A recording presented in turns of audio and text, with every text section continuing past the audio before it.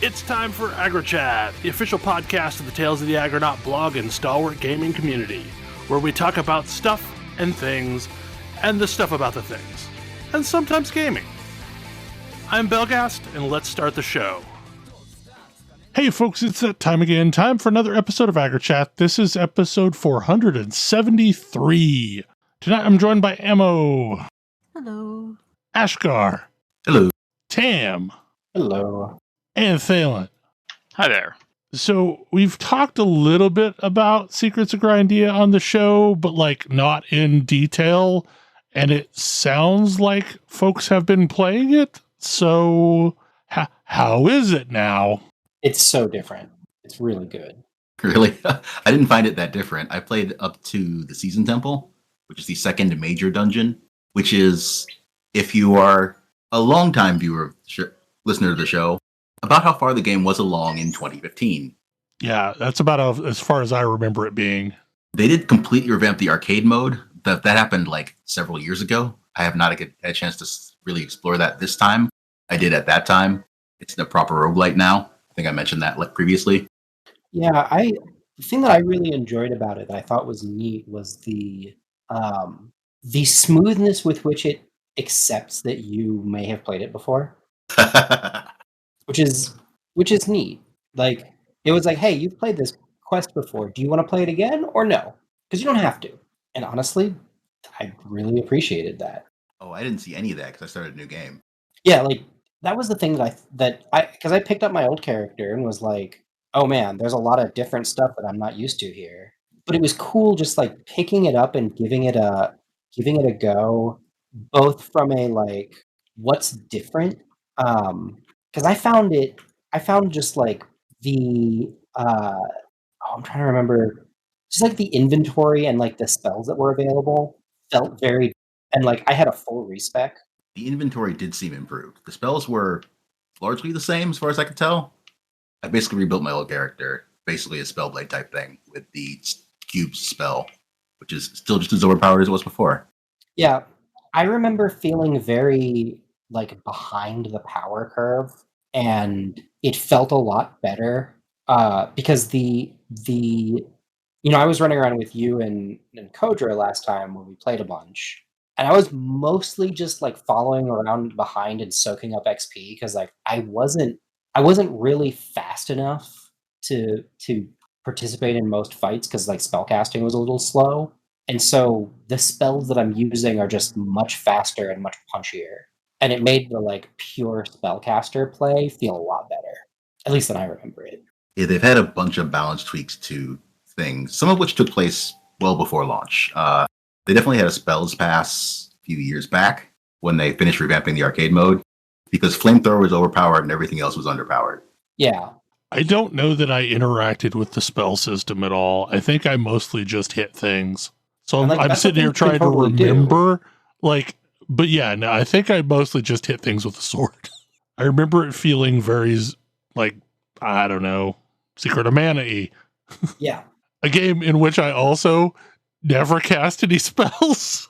How far does the game go at this point? Like, I think I went through the second dungeon in the last playthrough, but I don't know how much longer of a game it is now. I believe there are 3 more major dungeons. Okay. So about a little over twice as long at this point. 3 more? It's 3 more and a final dungeon. Something like that. So it's like quite a bit. Quite a bit longer than it used to be. Yeah, there's a lot more. So Helldivers 2, who all's playing that? So I jumped into this today. Boy, did anybody, this is like, I'm gonna put on my like, I'm a big media nerd hat, but it's a weird game. It's a super competent third-person shooter, like baseline. Like just to get that out of the way, it is a perfectly reasonably competent third-person shooter. The thing that it's doing is that it has a lot to say about like the military-industrial complex. Did anybody watch like the Starship Troopers movie? Yeah, like that's exactly what, like from what I've seen of it, it is basically what if Starship Troopers the movie was a video game? Yes. And it's really important here to remember that Starship Troopers, the movie, is made by somebody who hated Starship Troopers, the book.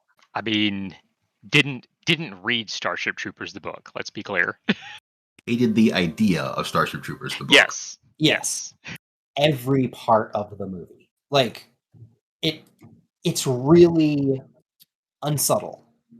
This game, I think that making a like hardcore, this is a parody of a fascist military thing is kind of a hard thing to pull off in 2024, but they manage it, and it's hugely like obvious about the propaganda and the silliness that it's doing. It's really impressive how clear it is that it's making fun of this to the point where you're like, oh, they're being idiots about this, like intentionally. And you are the bad guys. Let's not don't mince words. You're the bad guys. Also, people are dumb. Like it's just so weird to watch like these videos. There's these super highly produced videos. That are like very silly propaganda, and like it's super weird. It's super weird to see like the level of subtlety that it isn't. I mean, it starts from like the tutorial starts with this dude who's like, I am the oldest, toughest Helldiver in the entire military, the entire Super Earth military. And like, yes, you are a representative of Super Earth. It's the stupidest imaginable, it's the dumbest imaginable thing. And he's like, I'm hard to impress. And then like within 12 seconds, he's like, I'm impressed. And you haven't done anything. Like you literally haven't even moved. And the whole thing continues like that. It's the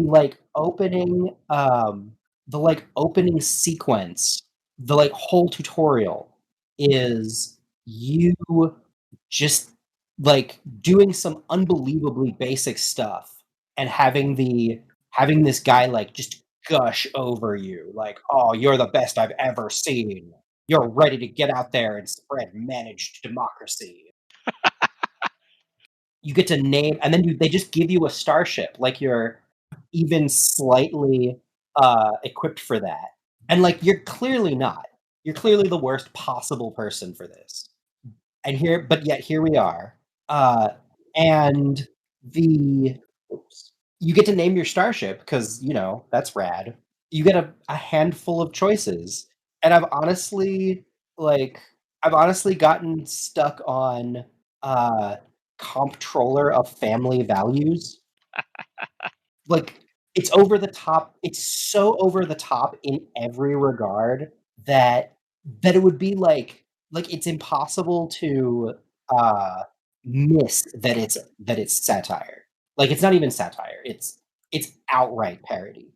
And it's super cool. And it's super cool to watch. And it makes unlike so many team shooters that I've played recently, it's doing a thing that I think is really interesting where you don't respawn. Another hapless soldier spawns. Like, did bad stuff happen? Yep. What a pity. Get another one.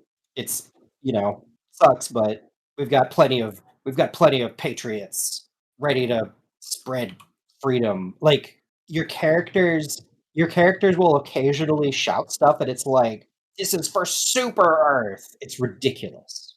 And the whole thing is done on this, like, there's an ongoing, like, worldwide campaign that's managed by a DM. Like, this online shooter has a DM that is making things happen. And I hope that person is getting enough sleep. I can't imagine they are, but I mean, hopefully it's a group of people, not just one person. No, it's like, as far as I know, it's one person. His name is Joel. Isn't that the CEO? I'm not sure. It might be. Maybe there's a lot of people and they take turns being Joel. We can hope. I mean, their CEO does have Hoster's brain, like possibly as bad or worse than the what's the name? Last Epoch devs. That's pretty bad. And I'm not gonna outright say that that's a good thing, but it sure is a vibe. And like they like keep character. They've got this whole like kayfabe thing going on where they will keep character in their tweets and whatnot. And so like there was a thing I saw where they introduced a new enemy type into the game and then didn't say anything to anybody. So when players started sharing screenshots of like the new terrible enemy, their posts were like, "This seems like propaganda. This isn't real. I can tell you that bugs don't fly. That's nonsense. Bugs absolutely don't fly." And then like missions start popping up in games specifically to hunt flying bugs, and they're like, "Bugs, they've always flown. We've got to be careful." Like, and these posts are like hours apart. And like I said, the whole thing is built on a pretty competent, like actually kind of slow paced, super objective driven third person shooter. Like the other than the fact that there's no magic, it feels like playing Mass Effect 3 multiplayer. And like that's a good thing. ME3 multiplayer was great. Yeah, no, that It's was less- fantastic. It's less focused on the cover shooting aspects. Like it's not it's not a cover shooter. I mean, Cover there's no is magic, but important. there are stratagems. There are stratagems. There's also the thing I was most skeptical about when I tried it, and it actually makes sense, is there's friendly fire. I don't know if Arrowhead has ever made a game without friendly fire. I don't know if they did. I don't know if they have. But the what is it called? I don't know if they have, but it actually works here, and it's the first game that I've played where I'm like, this would actually be worse without friendly fire. That's interesting. Which is I think that is also actually true of Magicka. That's fair. I think that's I forgot that they were also Magicka. Yep. I Because- never connected those dots. Okay, that makes a lot of sense. The first Helldivers 1 was top down. It looked a lot like Magicka. Well, yeah, but like I played the first Helldivers, but like I never made the connection back to Magicka because, like, to me they seemed like totally different games. Yeah. Yeah, but like the underlying ethos is definitely the same. And like I also had not realized until just now that they were also Magicka, but no, it makes perfect sense. I totally get it. And like there are games that I've played that have friendly fire on that are not thinking about the fact that friendly fire is on, and they just sort of expect you to deal with it. And that's not this game. Honestly, it wasn't Magicka either, although Magicka really did want you to die in hilarious ways. This also kind of wants you to die in hilarious ways, but like it's got that Starship Troopers like Warhammer 40K premise where like you've got these spaceships in orbit that are shooting stuff into planets like bullets, like literally your drop pods look like bullets that you're shot into the planet with, and then respawn or whatever. But it's also how you get all of your like supply drops and everything, and they will kill you if they land on you. When you respawn, you get a brief period where you can kind of steer your drop pod to ideally not hit any of your teammates. I mean, if you don't want to be fun. Yeah. Well, the other piece of it is that it accomplishes the online multiplayer game thing, despite having friendly fire, despite having all of these things of like, I am glad when I see another player. Because you can drop into missions mid-mission. So I can just randomly get reinforcements as somebody matchmakes into my mission that I'm partway into. That's cool. And like, it would be possible for that to be like bad and toxic, but honestly, it's like you drop in and somebody's confused. Just go to the objective, do the objective, just go and do it, and you get more rewards for the more people extracting. That's cool. So like if somebody goes down, you do want to res them or otherwise reinforce to bring them back because you get more reward. Everybody gets more rewards if they get out too. And that's cool. It's super cool to hop into it. Also, the enemies are tough. It's the I have started this on what is almost certainly hard mode because I've only meaningfully fought the robots, but I have fought some like tutorial bugs. I don't know if anybody's been I don't know if anybody's been following like the arc that this game has been, but there's this whole area, Malevelon Creek, something like that. That's a planet. That was, I think, the first place where players actually encountered the robots, the automatons, and got wrecked because they are like actually hard to fight. And so now like it's a meme / a part of the story. You can get items in game now that are like veteran of Malevelon Creek, survivor of Malevelon Creek. It's a whole weird. I haven't played enough of it to like really see how the story is unfolding, but like even just by hearing people talk about it online, I've got a sense that there is this campaign, and this campaign has like story beats that are emergent narrative. That's neat. And it's neat. Like it's all in this wrapper around, I think that if this game were just a, mission based third person shooter, it would be fine. Like it would be like I don't have any complaints about it, but I would have come away from it and said like, yeah, that was fine, but like I missed the magic from Mass Effect 3. I didn't feel like it was doing anything different. Whereas like you can get into all of these different things. You can get into like the campaign, and then also while you're on missions, you can kind of go off the beaten path quite a bit and find like lore tidbits and so forth. And it really doesn't take long to like expose the obvious. Turns out Super Earth is terrible and all of its problems are its own making. I'm shocked. But but like it also has loading screen tooltips. Like if an enemy attempts to engage in diplomacy with you, shoot them. You can't believe their lies. It's absurd. And it manages to actually ratchet up the absurdity enough to like land it. The main reason why I've not picked this up is I wasn't sure how realistic it was to quote unquote play as a solo player. As far as I know, you can. So like, well, and what I mean by that is not necessarily like drop in and join group content.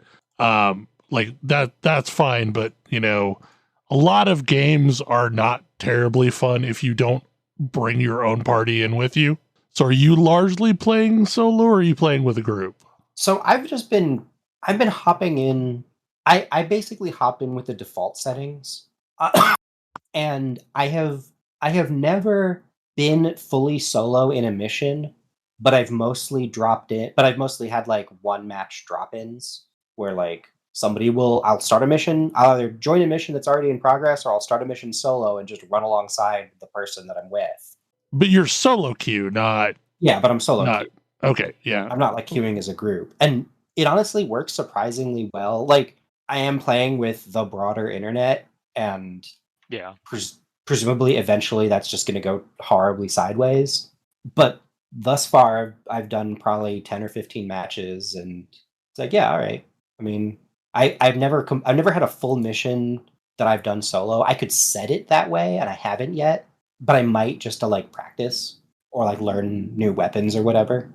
I also think one of the things that it has that I think is great is that your two basic weapons have possibly the brightest, highest contrast laser sights I've ever seen in a video game or anywhere, and it is an incredible piece of UX that just their color palette is mostly like fiery reds and black and brown.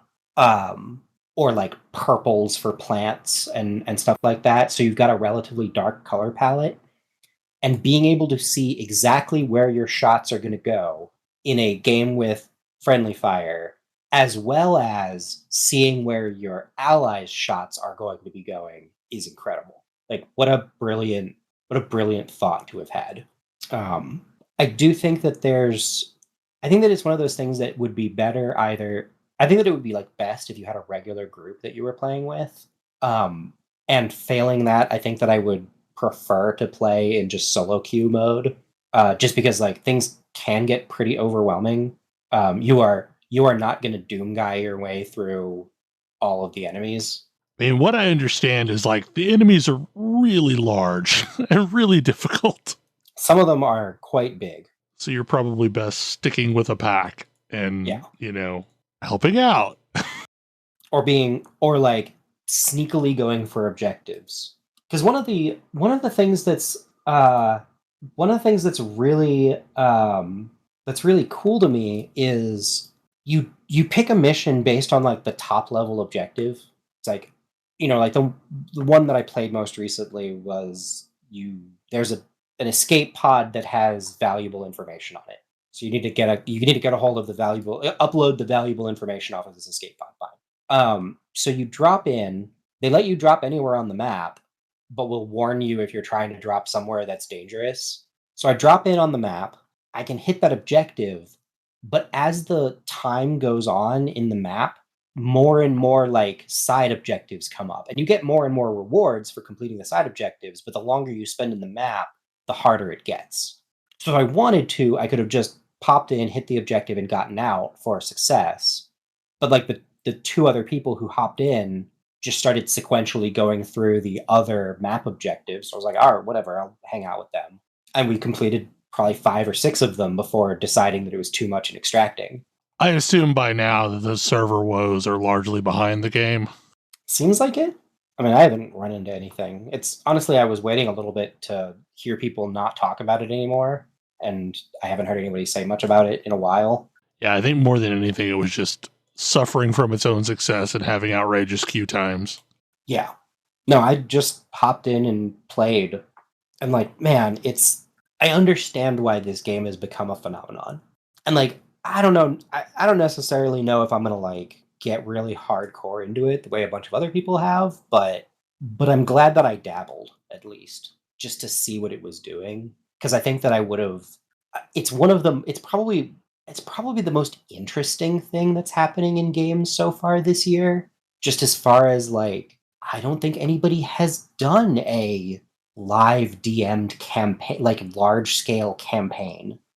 The way that it has like large campaigns that are going on at the same time kind of reminds me of a game that I am totally forgetting the name of by SOE that was their massively multiplayer shooter. PlanetSide, yes. Oh, yeah. Specifically PlanetSide 2. Because it kind of had the same thing going on where you could like see operation, like areas of battle, and then reinforce a specific front. And then you would drop into this ridiculously large map, but pretty close to where the front lines were. Yeah. They do, they have like Street Fighter combos that you have to pull off in order to use like stratagems or interact with consoles or things. So you have to like up, down, left, right kind of deals. That was honestly the part that made me remember that they made Magicka. Right? Yeah. Because like it seems so silly, but it works. And it lets you have a lot of specialty commands, because you just put in, it shows you the combo that you need to hit to put the additional specialty to command. So like you don't have to pull up like a weird radial menu. You don't have to do all of this other stuff. Like, I don't even have to stop shooting, actually. It's got some really good here's how you interact with it. It's got some really great interface choices. And like I said, it's relatively slow paced as shooters go. Like, you don't move super fast. You have time to see enemies.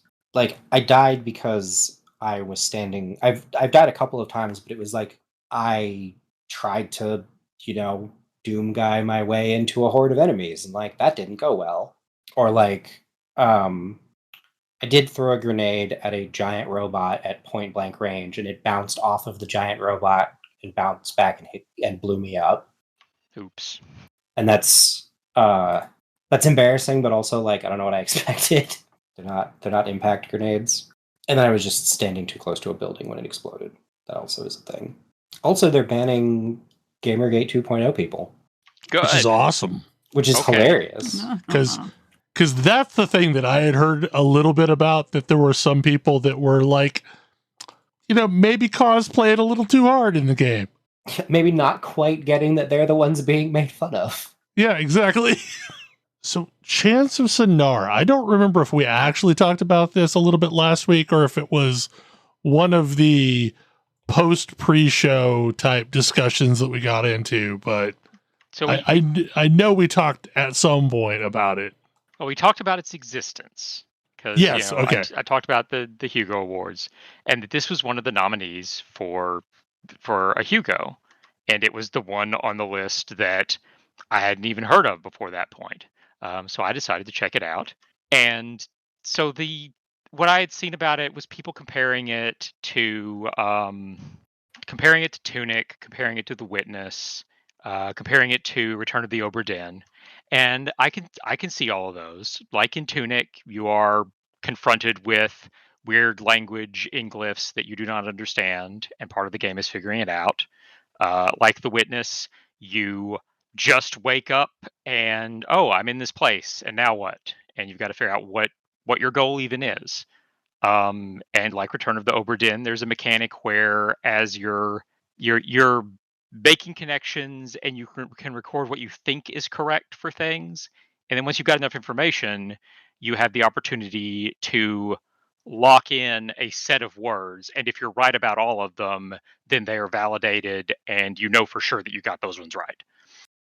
And yeah, like all of that's accurate, sure, whatever, but I've seen almost nobody, apart from like one person way deep in a Reddit thread, come to the same conclusion as me about this game, which is like the objectively correct conclusion. That this game is Loom, but for language. Okay. That is what this game is. That makes sense. Like, it's, I went and dug around a little bit and like found some places where people talked to the developers and stuff, and I have found absolutely no evidence whatsoever that developers even know that Loom exists or set out to create a spiritual successor to Loom, but that's sure what this feels like. Like, this... I mean, to be fair, there are people of a specific age that probably don't even know about Loom, because yes. it was a corner case of a game. I mean, it's an old game, and even at the time, it was kind of a cult classic. Like, I mean, a very good cult classic, but still, like, it was not a massive success. It never got the sequels that it really should have gotten. So, the story never got completed. But it also had like some of the most gorgeous pixel art at the time. Like, it was beautiful, and it was a very engaging story told with, honestly, a very simplistic interface. Like, it's one of the very few adventure games I've ever played where you don't have an inventory. Like, that wasn't a thing in Loom. You wandered around and you talked to people and you observed the environment and you learned little musical spells and you used them to do things. And that was how you solved puzzles. And in Chants of Sennaar, you do have an environment and an inventory, but it's like you're at no point are you ever rubbing two inventory items together to see if something happens. Like, it's very much, you pick up a thing and then later you find a place where clearly this thing goes in this spot, in this slot. It's that sort of thing. There was exactly one point where I was very slightly confused because the object that I thought would fit into a slot would not go in it, and it turned out that I needed to take it to a different thing and solve a puzzle, and then it would work.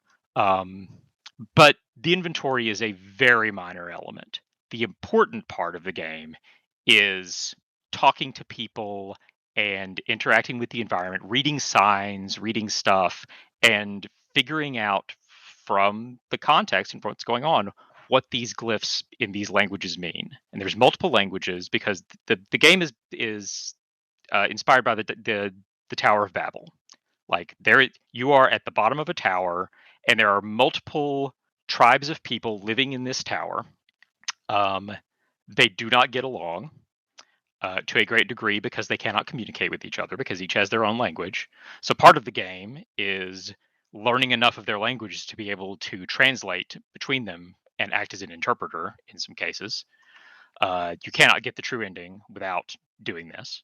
But yeah, it's just this neat little story. It's not a long game. It took me about 8 hours to complete it from start to finish because I did. I started it the morning after we talked about it on the podcast. I started playing, and I just played through the day and finished that evening, like shortly before dinner. Like that was how compelling this game was. Like it kept a hold of me until I was done. Also, another way in which it is like Loom, you are playing a faceless character wearing a voluminous brown robe that with a hood that covers your face. Like it's very Bobbin threadbare.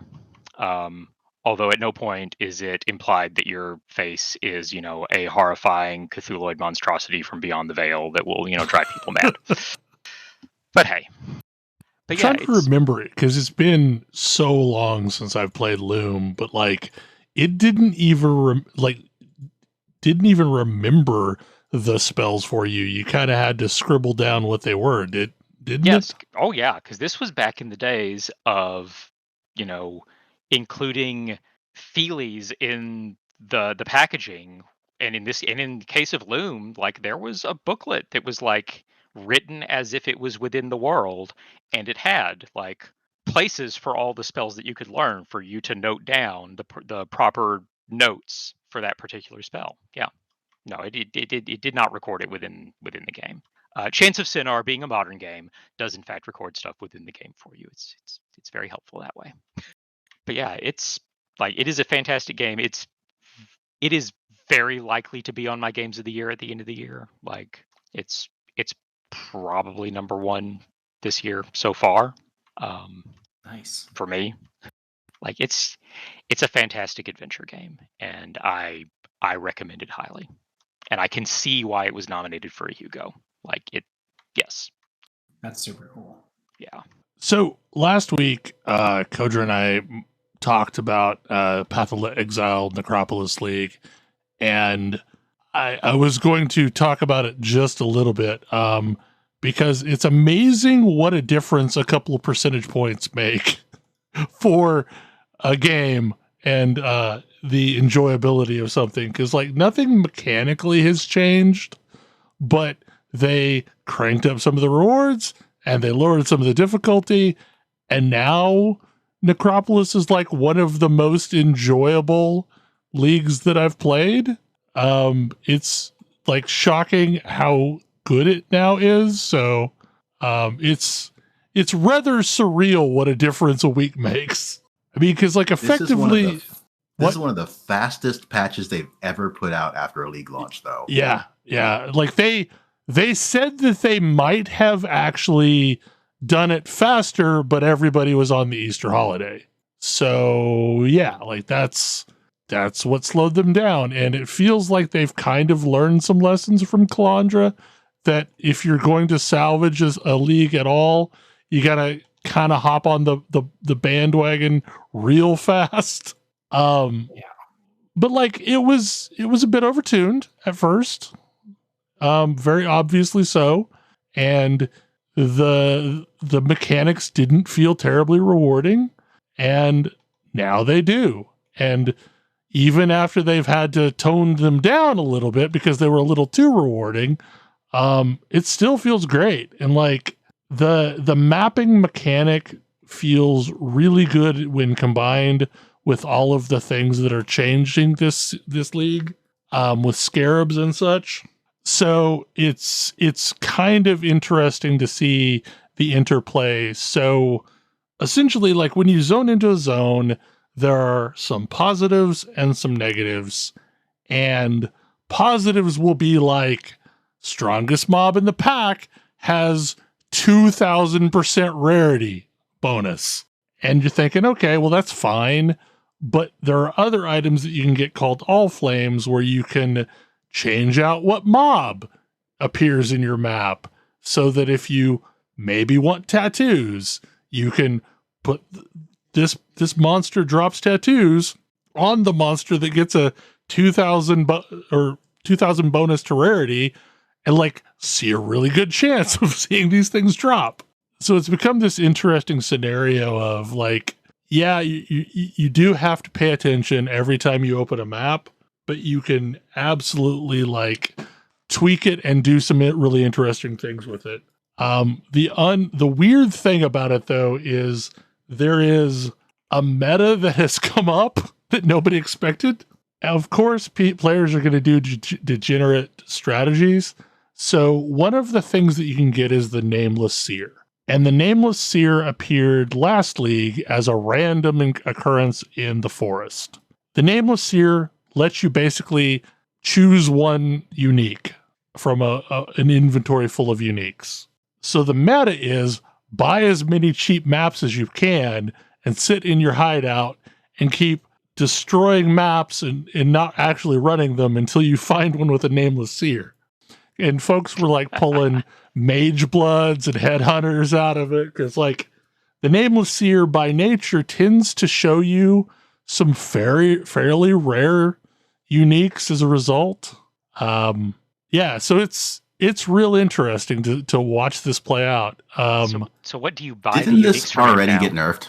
It got nerfed, but people are still getting uniques off of it. I think they reduced the drop chance of Mage Blood and Headhunter out of the Nameless Seer's inventory. But like I got one earlier this week and got one of the new hotness belts that people are chasing, and so it still seems very rewarding. There's also some interesting interplay. So like you may have a positive of this mob has a chance of dropping Chaos Orbs or Divine Orbs. Well, in that scenario, there are these mobs that you can get as drops that are either rats or frogs that are really high density packs, but super easy to beat. And if you happen to get one of these crazy reward packs, you throw one of those on it and you just have way more quantity of mobs at a chance of getting good drops. Or the other side, there's the pack leaders drop X mobs. Well, there's a thing called like a meat husk or something like that. That's like, it is a single mob pack. It is a giant lumbering thing. And apparently it has crazy rarity bonus on it. So whenever you kill one of those, you basically have 100% of the chance to get whatever the thing is almost. So there's a lot of weird interplay with this system that allows you to tweak it on the fly. And there's this weird strategy that actually doesn't have anything to do with the league mechanic, but there's one of the scarabs is every unique mob drops a unique. So usually that's just bosses, but rogue exiles are also uniques. And there's a bunch of shenanigans you can do to force a ton of rogue exiles onto your map. And there's a new scarab that is basically a Russian nesting doll for rogue exiles. So there's a 30% chance that a rogue exile will spawn as a gigantic rogue exile. And then when you kill the gigantic rogue exile, it turns into 2 larger rogue exiles. And then if you kill the 2 larger rogue exiles, each one of them turns into 2 normal-sized rogue exiles. Oh my. And every single one of those triggers the uniques drop a unique condition. So there's this meta of trying to stack as many things that can spawn unique mobs onto a map and just generating a ridiculous number of uniques, some of which will roll high and get you something that you actually want. I don't know, it's wild. There's a bunch of silly shenanigans, and it has become a really good league. Not quite as overpowering Magic Find League. In fact, it seems like a lot of the strategies that they've built into scarabs and the league mechanic actually penalize Magic Find to players because it's allowing you to achieve the same level of just sheer amount of drops, but you have to have a very high survivability character to be able to do it. So like, So they actually put the reward in for this risk. Oh yeah, absolutely. The reward is there, and like, you need to be a pretty tanky character to be able to handle this much density of scary stuff on your map at once. And as a result, like, Magic Find's pretty much out on a lot of these strategies, because by nature, Magic Find sacrifices all of their survivability to put on gear that doesn't have a lot of upside other than it gives you a lot of quantity and rarity. And since they out and out killed Tornado Shot, it's been interesting. Like, traditional Magic Find strategies don't really work well this league. But yeah, it's been cool. I have enjoyed it greatly. After that rushed patch, it's been a lot of fun.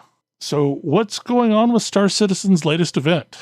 Oh man, I managed to be simultaneously impressed and furious about it. So I guess a little bit of background.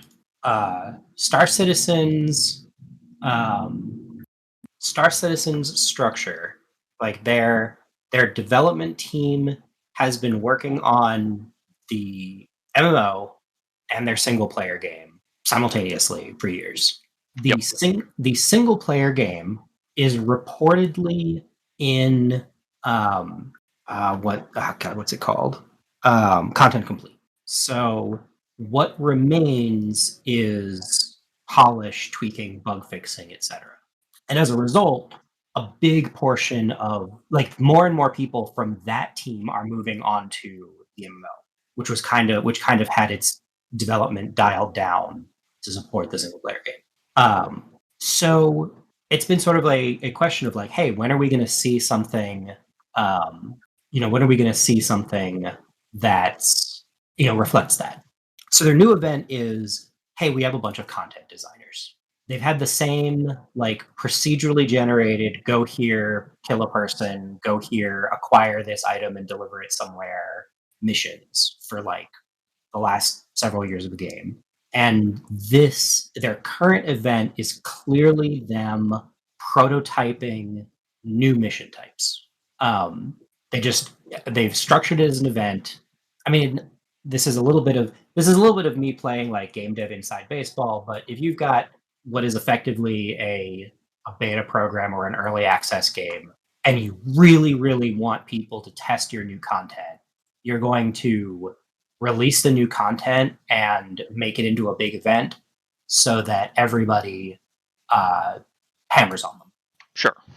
And that's basically how this is structured. Every week, for the last month so far, every week there's a new mission that comes up that has tiers of slightly increasing difficulty.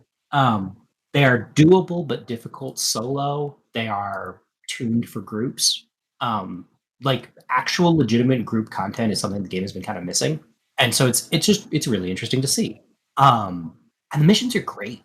The first tier of mission, basically, they've had these, go down an elevator into a bunker on a planet and shoot people in first-person shooter mode for a while, and they're fine. They're not like terribly interesting. Part of it is because like the enemy AI is not very good. It's like things aren't very tuned all that well, and so if your job is to go in there and shoot a bunch of people, it's like not super engaging. So what they've done for this one is you go in there and you clear to a computer console. The computer console you hack into. If you don't have a hacking device, you have to get one on premises somewhere, looted from one of the bodies. And then you need to upload data while enemies come at you in waves and while the servers overheat and potentially explode. And if you... In-game servers or the Star Citizen servers? Yes. Mostly in-game servers. Their server stability is surprisingly much better lately. But when the servers start overheating, basically you need to go and you need to enter in an administrative code to reset cooling on them. Those are that code is displayed somewhere on a monitor inside the bunker, which actually, it's like a really neat, it ends up being this really neat experience because you're actually moving around and looking at your environment, trying to find the key number to then report over back to the person who's got to enter it into the world. And it's sounds that let you know that, sounds and sparks and, flashing lights that let you know which server is exploding and how long you have to do something about it. But it does a really good job of, you are in a group and you have different people doing different things all together to a particular objective. They've had a couple of other ones that were, one of them is you've got to blow up ships and then acquire a data chip from one of the ships that you blew up. The one that happened this week is you need to fly up and eliminate some terrorists around a communications satellite, get into the communications satellite that they've booby-trapped and reset its broadcast so that, security can be functional, and then get out and fight off waves of enemy ships, including their hacking ships, to make sure that the reset works. But it's this interesting, you've got to fly up there, you've got to get out of your ship, you've got to float in 0G through a laser grid, and you've got to make it back out to your ship and shoot down enemies. There's a kind of neat version of this. It's another one of those places where it helps a lot if you have one person go in and you've got the rest of your team ready to, jump on whoever comes, whoever warps in to try to stop you. But it's displaying some of the stuff that the game can do that I just don't see in other games. There aren't a lot of games out there that have these co-op experiences where you specifically split the party and do very different things. It's usually you're all together and you have a specific role that's different versus moving in different spaces. But it's cool to see. It's the kind of experience that I've been waiting for, because I feel like I can see the bones of it, and they've done a couple of events in the past where you can play them and it's actually very cool. I really want this to stop being an event and be more this is how their normal missions just work, because there's not really any reason that they couldn't do it this way, and they're very, very cool to just play. And unfortunately, it's all wrapped up in this enraging other piece. Where the reward, they've since updated this. The original reward for doing all of the event missions was a ship upgrade. Okay. You get a free ship upgrade from one particular ship to the fancy military grade version of that ship. Okay. Which is basically just a better version of that ship. What if you don't have that ship? Yeah, well, you got an upgrade. Yay. Yeah. Which, not amazing. Not they've since updated it so that you also get a full suit of armor, and one of their upcoming releases is making it easier to keep your armor and weapons instead of just having them basically vanish when you die.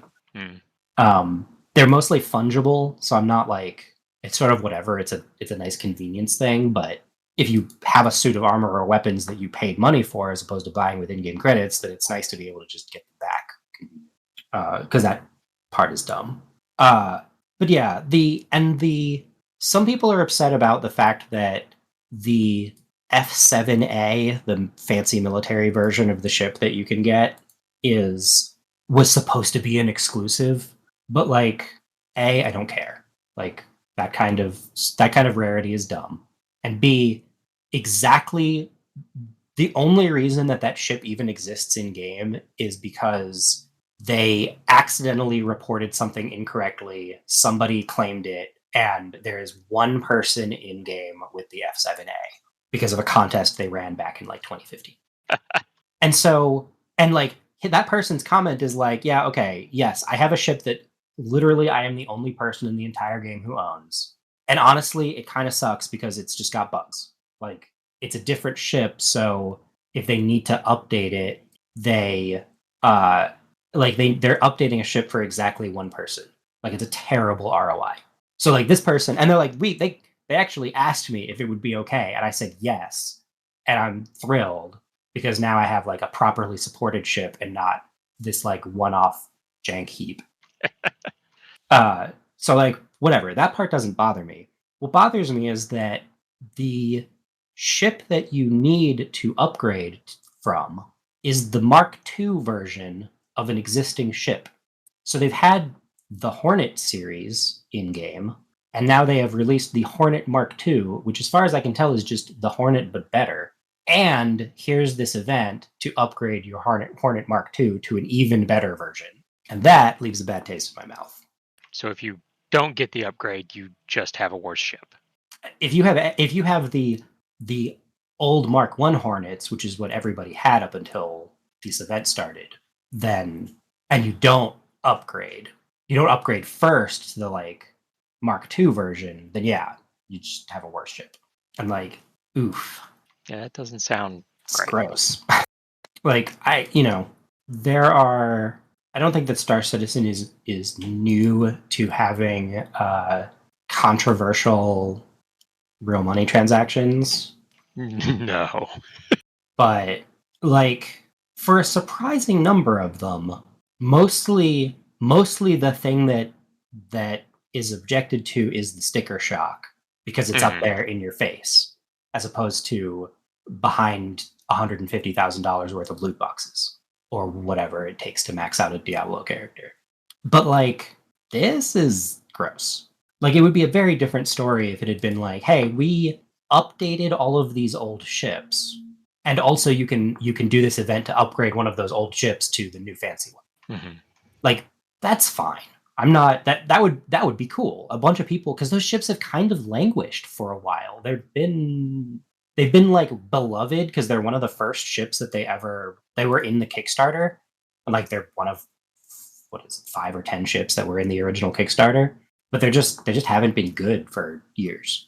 And to have them release a new one that is good and is called the same thing but isn't actually the same, tied to this new cool event, is just lands wrong. Which is a pity because the event is legitimately very cool. Like the missions are really well thought out. They're really well designed. They hit the right balance of like, you really want to do this in a group, but if you are very dedicated, you can do them solo. It's got people like actually doing LFG in chat for the first time I think I've ever seen.